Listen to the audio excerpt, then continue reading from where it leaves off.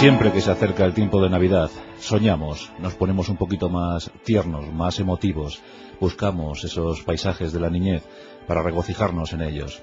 Y esta noche es una de esas propuestas. Vamos a hablar de Charles Dickens, el creador de la novela social, aquel fino estilista que supo ver con ironía, supo contar con ironía cómo era la sociedad que le rodeaba, el creador efectivamente de la novela social, pero también el gran descriptor de cosas, el que supo interpretar como nadie la época, la era victoriana. Esta noche Charles Dickens, aquel que abogó por la abolición de la esclavitud, aquel que acusó con el dedo a los que condenaban, aquel que dijo que la pena de muerte era casi el fin de la humanidad, aquel que quiso que los derechos intelectuales, los derechos de autor, fueran para los autores y no para los piratas de las editoriales. En fin, que esta noche vamos a hablar de un auténtico justiciero, recriminado por muchos, criticado por los críticos, pero eso sí, alabado, aplaudido por los lectores, el auténtico bestseller de su época. Vendió más que nadie. Cuando las tiradas de los libros eran de 400, 500 ejemplares, él llegó a vender 100.000 ejemplares de una sola de sus obras. Es la vida, obra y milagros de Charles Dickens.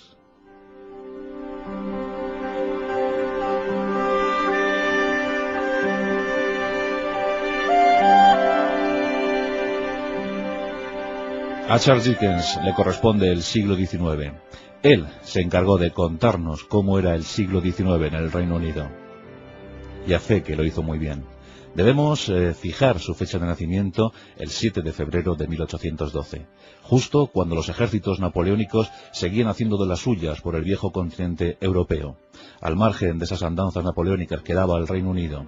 Y en 1812 nacía Charles, el hijo mayor de una familia más o menos de clase media, pero de media baja, por causa del padre, como ahora veremos. Ya sus abuelos venían apuntando maneras. Los abuelos eran servidores de la nobleza, eran criados, y su abuelo tuvo que escapar por algún hurto que otro. Siempre vivieron los Dickens por encima de sus posibilidades. Y John, el padre, funcionario de la Armada, buen hombre, como siempre dijo Charles, mi padre fue un buen hombre, pero muy manirroto, muy vividor, muy soñador, demasiado soñador. Eso sí que le inculcó a su hijo, el sueño por contar, por describir cosas.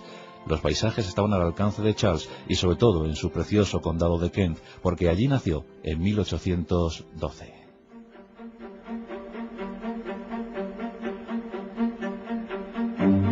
La vida en Portsmouth no era muy halagüeña para los Dickens.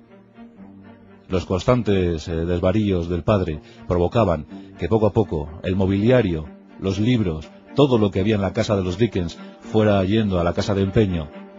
Sí, la vida de los Dickens no era muy afortunada. La madre permanecía indolente a todo lo que estaba ocurriendo. Los niños iban llegando, pero el dinero nunca terminaba de llegar, y el oficio de John no daba para abastecer a tanta familia. Lo cierto es que los Dickens no pudieron dar un buen colegio a sus hijos, y Charles no fue instruido, Charles no fue a la escuela. Su madre intentó enseñarle a leer y a escribir, con escaso resultado. Hasta el año 1821 no vemos a un Charles Dickens en la escuela. Hasta los 9 años no fue escolarizado. Siempre fue en detrimento de su personalidad. Siempre los críticos que posteriormente revisaron la obra de Dickens dijeron de este que su escasa formación académica no había procurado grandes obras. Luego, como veremos, la sociedad le dijo otra cosa. Pero es verdad, estuvo muy poco tiempo en la escuela, no pudo aprender todo lo que él quería. Aquel niño tímido, de ojos vivaces, que lo contemplaban todo, que lo miraban todo, porque era muy curioso, era sumamente curioso. En esos tiempos escolares, Dickens gustaba de dibujar, miraba los paisajes de su pueblo, dibujaba cabañas, dibujaba árboles, dibujaba animales, y empezaba a imaginar cómo contar esas cosas, cómo trasladarlas a un papel, cómo narrar, cómo empezar a ser un buen narrador. En su casa, lo poco que había podido leer, pues era muy exquisito. Ya os digo que los libros, la abundante biblioteca familiar, fue mermando paulatinamente hasta que al final quedaron reducidos pues, a 4 o 5 obras. Una de ellas, por cierto, El Quijote de Don Miguel de Cervantes. Pero aquí les tenemos, la familia Dickens pasando muchísima hambre, muchísima penuria, llega al año 1824. Y en ese año el padre John es encarcelado. Las deudas ya no podían saldarse. las deudas se acumulaban, los acreedores clamaban a la puerta de los Dickens, y finalmente el padre fue llevado a presidio.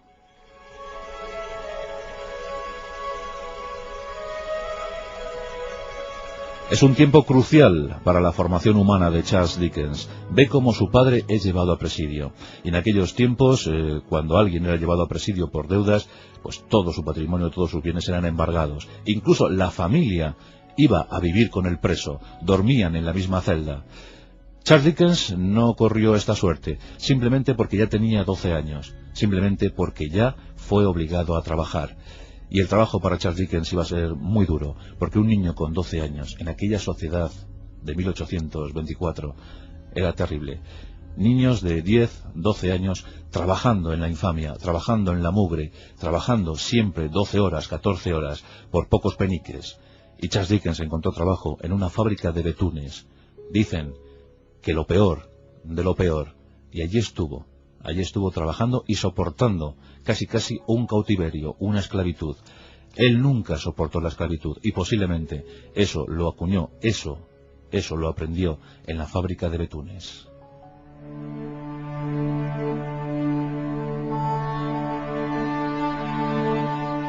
Por tanto, tenemos a un niño de 12 años que ya va siendo muy marcado por el destino, por el terrible destino. Inglaterra se movía en la sociedad industrializada. Había comenzado la revolución industrial. Llevaba ya 60 o 70 años. Inglaterra, desde luego, estaba a la vanguardia, a la cabeza, pero a costa del trabajo esforzado de sus gentes y de sus niños. Esa sociedad de los años 20 en el siglo XIX se fijó para instalarse definitivamente en la mente y en el alma de Charles Dickens. El padre seguía arruinado y esperando una solución. Y la solución llegó en forma de herencia. Murió su madre, la abuela paterna de Charles, y dejó una pequeña herencia con la que se pudieron resolver las deudas, y el padre al fin y al cabo pues salió de la cárcel.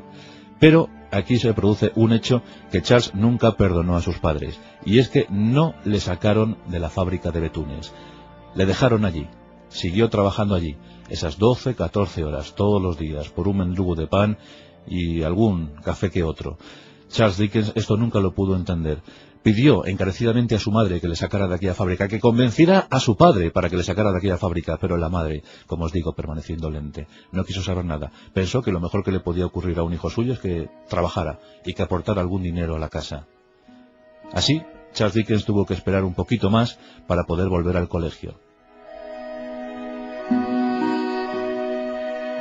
Finalmente consiguió volver al colegio, pero muy poco tiempo, escaso tiempo. Ya os digo que los tiempos eran sumamente duros. Y sigue la peripecia vital de Charles Dickens. Charles quiere volar. Aquello de Portsmouth se le queda muy pequeño.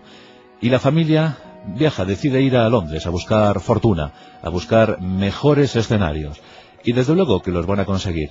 La bulliciosa Londres. La eterna Londres,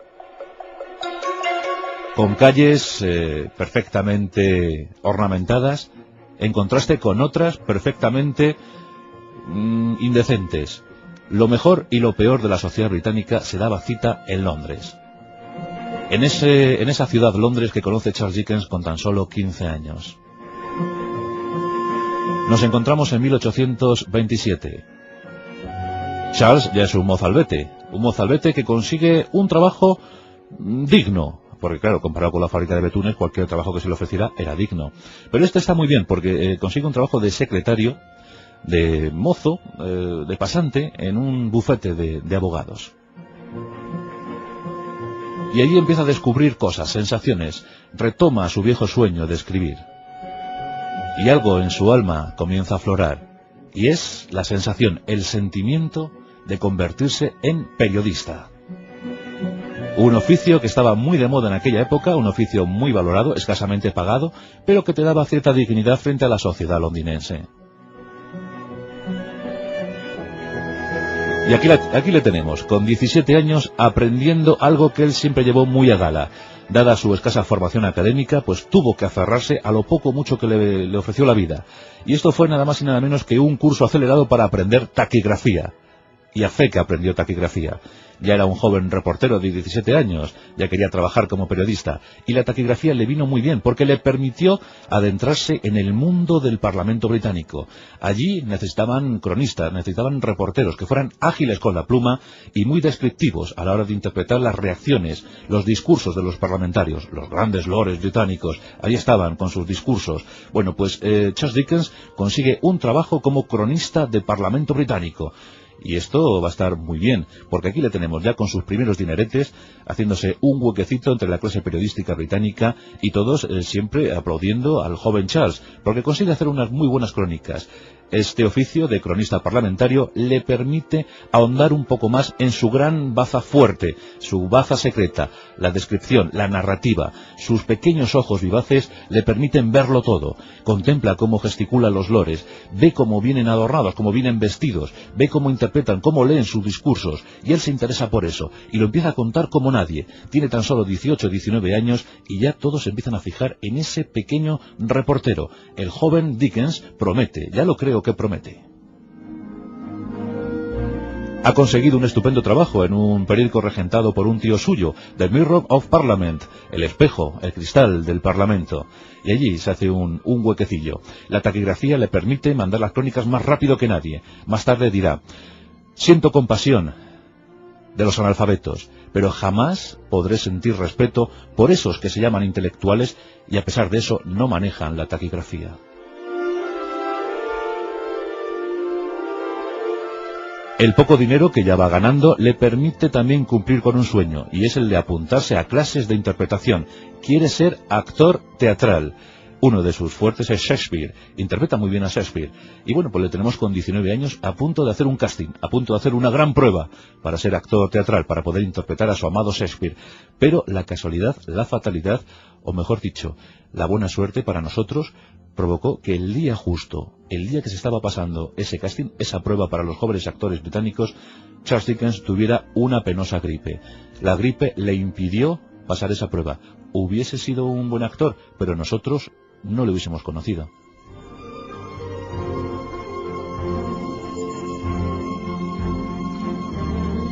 En ese tiempo conoció a una joven hermosa llamada Mary Bidwell. Bueno, pues Mary era hermosa, era joven y era hija de un banquero. Y por supuesto la familia banquera no permitió bajo ningún concepto que la relación entre Charles y Mary fructificara. No permitieron a Mary seguir viendo a Charles, y aunque fue una relación que duró casi 4 años, pero al final terminó casi en tragedia. Charles, muy apenado por todo esto, se prometió a sí mismo, como casi la película Lo que el viento se llevó, que jamás volvería a pasar hambre y que jamás volvería a pasar penurias económicas, que conseguiría dinero a toda costa. Nunca más una Mary le iba a rechazar. Una fecha clave en la vida de Charles Dickens, diciembre de 1833. Aquí tenemos al jovencito Charles, ya con 21 años y ya además muy prestigiado en la clase periodística. Y le tenemos en diciembre de 1833, escribiendo para su periódico, para The Mirror of Parliament. Bien, pues aquí se junta con un hombre muy curioso. Se llama George Hogarth. George es redactor jefe de The Mailing Magazine. Bueno, pues el Mailing Magazine le va a ofrecer algo muy curioso a Charles Dickens. George le propone: sigue escribiendo para tu periódico, pero ¿por qué no me pasas una crónica de lo social? ¿Por qué no me pasas una crónica de la vida cotidiana en Londres? Claro, Charles está muy intrigado porque dice: bueno, mi oficio es de cronista parlamentario, no puedo firmar con mi nombre. Dice: bueno, pues busquemos un seudónimo para ti, pero eso sí, dame esas crónicas porque te las voy a pagar bien y seguro que van a gustar. A Charles se le ocurrió un seudónimo, Booth. Desde entonces, en el Mailing Magazine, alguien va a ofrecer artículos bajo el seudónimo de Booth. Será un éxito abrumador, porque Charles se había entrenado muchísimo en el Parlamento, sabía describir como nadie, y empieza a interesarse por los mercadillos londinenses, empieza a mirar a la gente que transita, que deambula por las calles, se mete en los pubs para ver cómo son los londinenses, y empieza a contarlo todo, cómo visten, cómo son, cómo hablan, y eso provoca auténtica sensación. La sociedad londinense va corriendo a comprar ese periódico, ese magazine, para averiguar cómo son ellos mismos. Se lo está contando un tal Booth.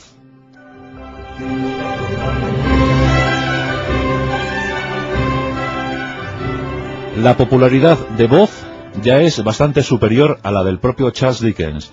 Charles Dickens está sorprendido por el éxito que está teniendo Voz. Bueno, pues lo cierto es que al final le ofrecen elaborar un libro con todo lo que ha ido contando, pues una recopilación de artículos de Voz, de ese curioso Voz.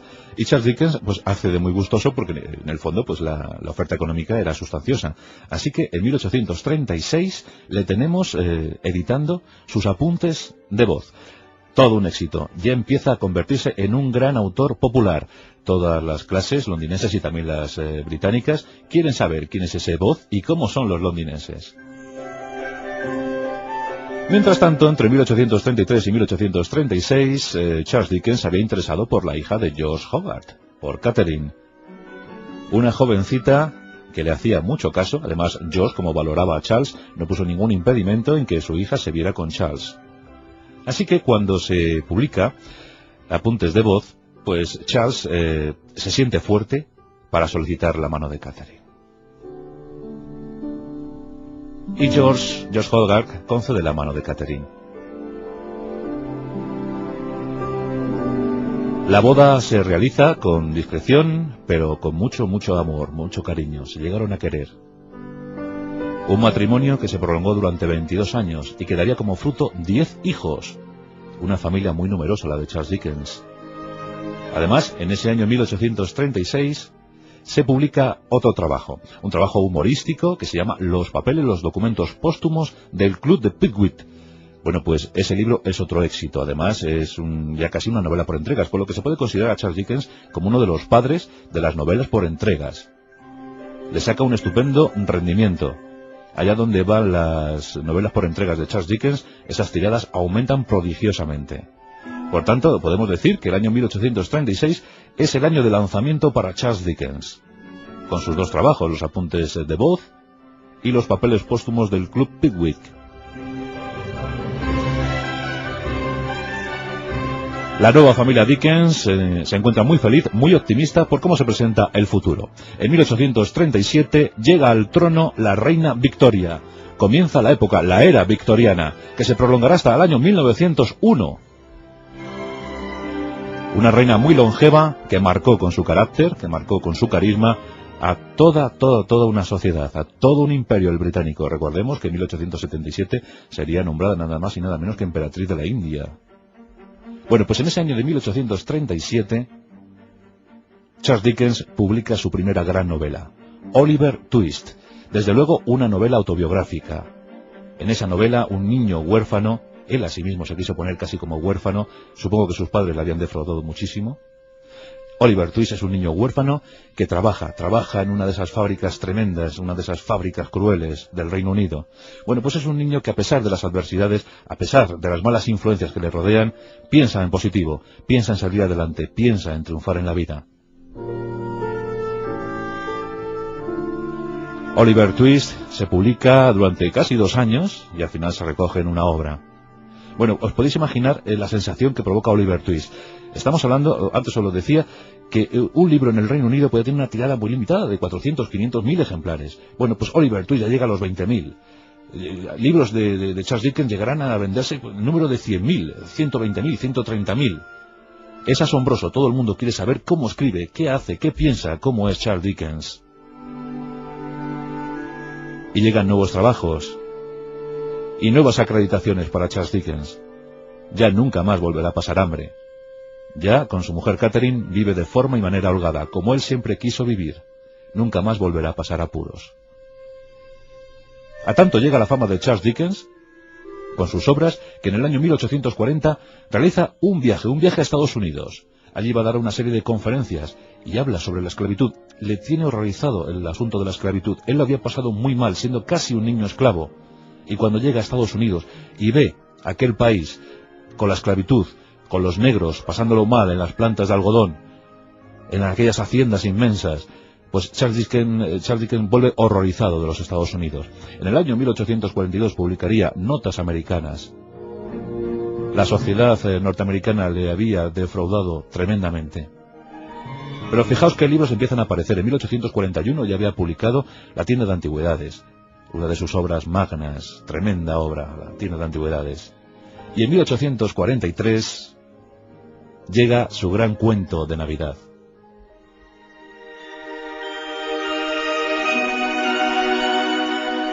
Aquí tenemos la lucha de clases.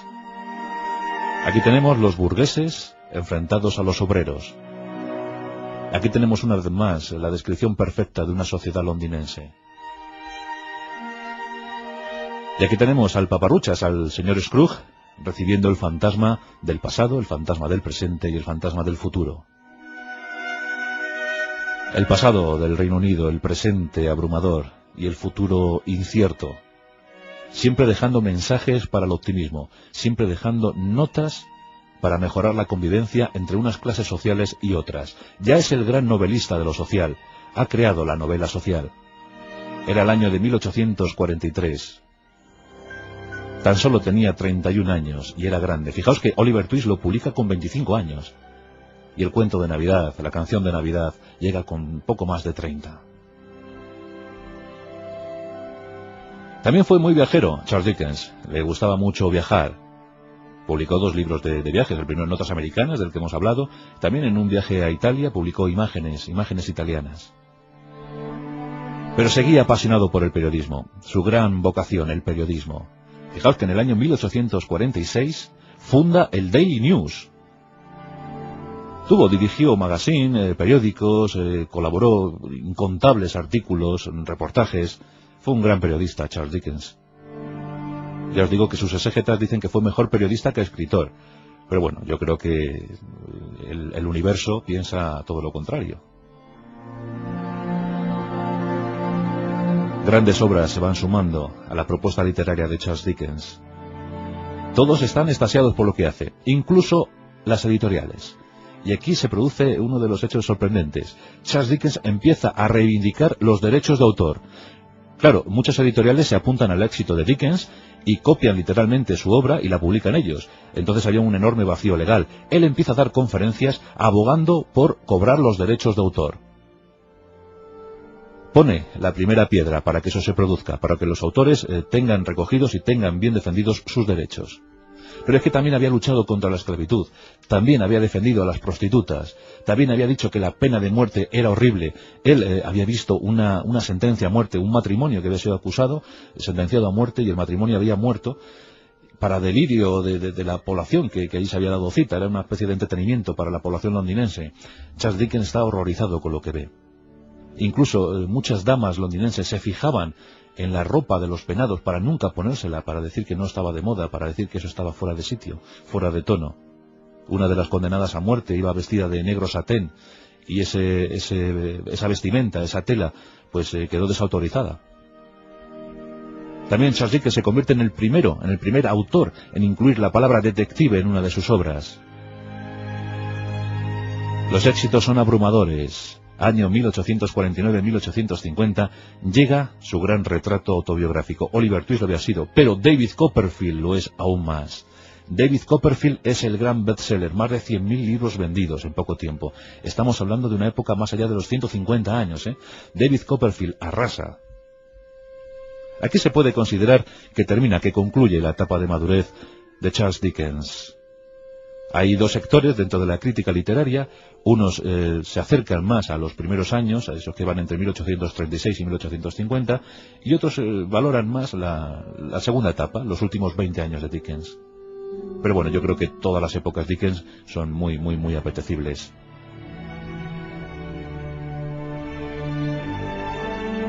En la década de los 50, pues llegan, por ejemplo, tiempos difíciles. Llega La pequeña Dorrit.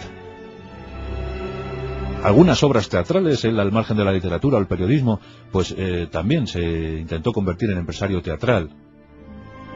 Y esto le daría algún disgusto. Y su afición por los viajes. En la década de los 40 cambió de casa muchísimas veces, con su familia, con su ya muy numerosa familia. En el año 1848, por ejemplo, se produce un encuentro sumamente interesante. Charles Dickens viaja a París. En 1848 estábamos viviendo una auténtica revolución del proletariado, la primera gran revolución del proletariado. Y París era un hervidero, un auténtico hervidero. Bueno, pues Charles Dickens llega a París y enseguida pues traba amistad con la clase intelectual. Y un gran amigo que hizo en París fue Alejandro Dumas. Y esto es muy, muy curioso porque tenemos a 3 de los grandes. Tenemos a Alejandro Dumas, uno de los padres de las letras francesas, que por aquel entonces, año 1848, estaba tutelando a un jovencito recién llegado a París, o un jovencito al que le gustaba mucho la tortilla a la nantesina. Bueno, pues efectivamente, Alejandro Dumas estaba tutelando a Julio Verne, al padre de la literatura juvenil, al padre de la literatura científica. Y aquí se juntan los tres, aquí se reúnen los tres. Aquello debió ser tremendo. ¿Os imagináis en la casa de Alejandro Dumas, en la gran casona de Alejandro Dumas, cenando tortilla a la nantesina los tres? Bueno, pues eso queda para la historia, la reunión entre Dickens, Verne y Dumas. Todos los viajes marcaron a Charles Dickens, de todos aprendió. Los poquitos días que pudo estar en París o en Italia, o los 2 viajes a Estados Unidos, siempre marcaron el ánimo de Charles Dickens. Y su Reino Unido, por supuesto. Él se movió principalmente entre Kent y Londres. Y la verdad es que todo eso al final lo sacaba en sus escritos y hacía disfrutar a miles de personas. Ya os digo que siempre se le acusó de no tener formación académica, de ser autodidacta. Él, en algún momento de su vida, llegó a agradecer no tener ningún tipo de formación académica, porque así pudo ser más libre para contar las cosas que le rodeaban, las cosas que le ocurrían.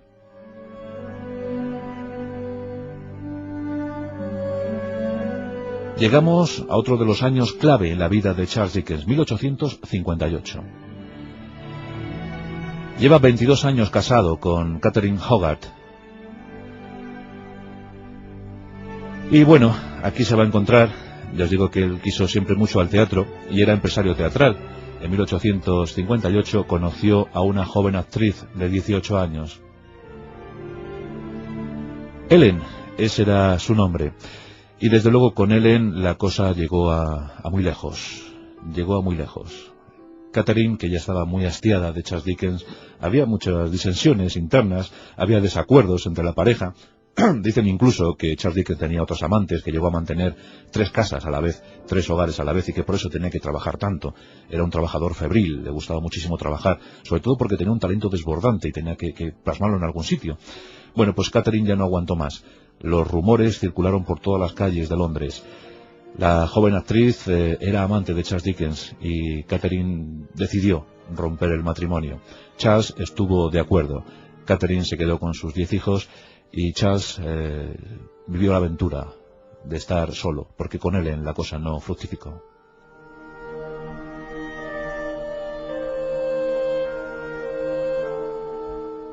Aquí le tenemos refugiado en casa de un amigo muy curioso, que también es padre de una faceta literaria. Podemos llamarle, a Kiwi Collins, podemos llamarle padre de la novela de misterio e investigación. Kiwi Collins publicó más de 26 novelas y 50 relatos cortos. Pero con Collins se encuentra un alter ego. Los dos se alimentan el uno al otro. Claro que sí, una alimentación intelectual. Comienzan a escribir juntos, se dan ideas el uno al otro. Salen muchísimas obras. Por ejemplo, en 1860, Collins publica su gran Dama de Blanco, La Dama de Blanco, que es una obra cumbre, la novela del misterio. Bueno, pues Collins consigue esas ideas de Dickens, pero Dickens consigue ideas de Collins. Y es muy entretenido ver cómo en 1859 aparece la que se considera la gran obra de Charles Dickens, nada más y nada menos que Historia de 2 ciudades.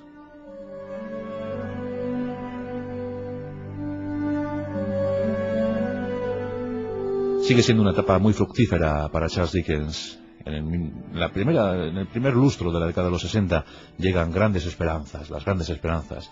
En 1865 un tremendo accidente ferroviario provoca muchísimo malestar en el cuerpo de Charles Dickens.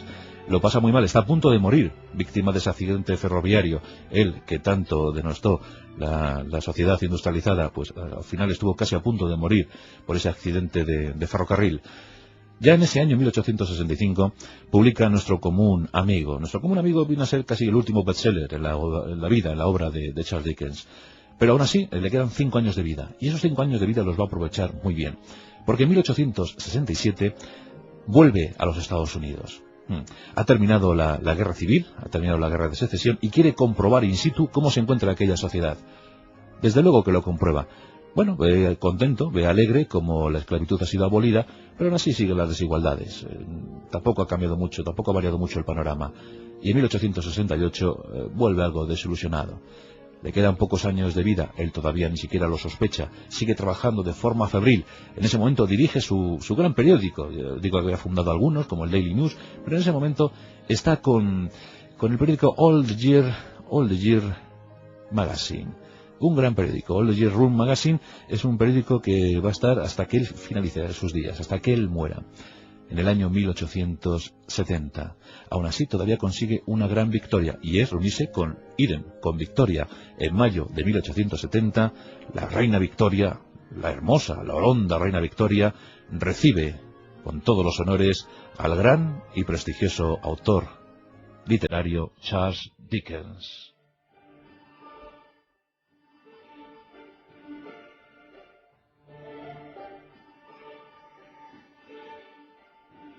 No podía ni de lejos sospechar Charles Dickens que iba a ser su gran acto, su último acto vital, ser recibido por la reina de los ingleses. La reina se interesó por muchas cosas, se interesó por su forma de escribir, por su forma de hacer.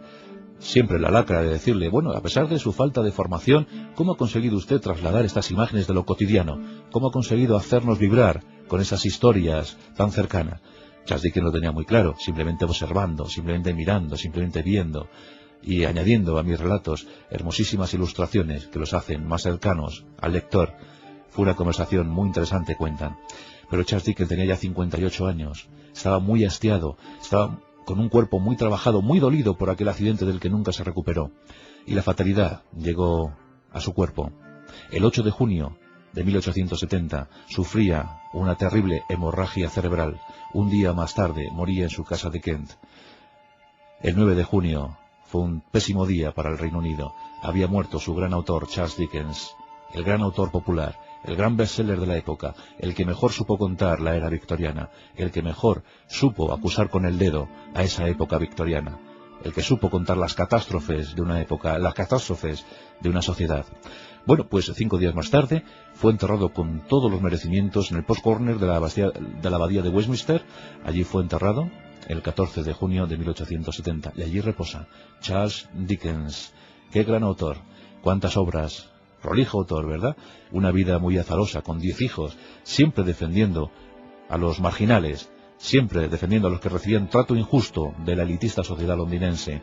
Las prostitutas le adoraban, le querían, y no es que frecuentara mucho los burdeles o los lupanares, no, simplemente es porque decía que tenían que recibir derechos, tenían que ser tratadas como seres humanos. Aquel que dijo que la pena de muerte debía ser abolida, erradicada de la sociedad, que una sociedad civilizada nunca debía tener a gala matar a nadie. Y además dijo que la esclavitud era lo más horrible, que era el peor de los pecados. Y además abogó por los derechos de autor. Y además quiso ser libre, y lo consiguió, escribiendo. Qué maravilla poder ser libre con lo que uno quiere hacer. La vocación, la de ser periodista, la devoción, la de escribir. Y lo principal, el periplo vital de Charles Dickens. Durante 50 años asombró al mundo. En 1868, por cierto, un gran adorador suyo, nada más y nada menos que don Benito Pérez Galdós, tradujo los documentos póstumos del Club de Pickwick. Tradujo esos documentos, los tradujo del francés. Benito Pérez Galdós siempre confesó que su gran maestro había sido Charles Dickens, y el de muchos, por supuesto. Esta noche, homenaje a Charles Dickens, ahora que estamos ya casi en nuestro tiempo de Navidad.